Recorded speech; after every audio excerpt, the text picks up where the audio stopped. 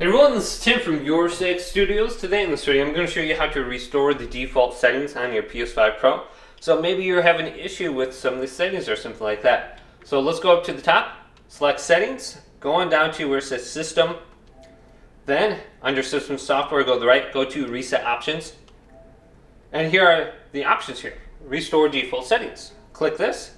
And if you changed your password, it's just whatever it is, but the default is 000. So I'm going to type mine in. And it looks like this is the parental passwords or something like that. So I'm just going to enter in 000 and that's what it was. Okay. So I'm just going to go to restore now, and it's going to restore all these different options, even the captures and broadcast. So I believe if you do this, you're going to delete all your videos or something like that too. So, or your screenshots. So under here you have those options. And you should be good to go. So if you have a problem with your network or something like that, this might not be a bad idea to do. But just be aware of all the different settings on here. It's going to go ahead and restore. And then you also have the option to reset your console if you want to return to the factory defaults.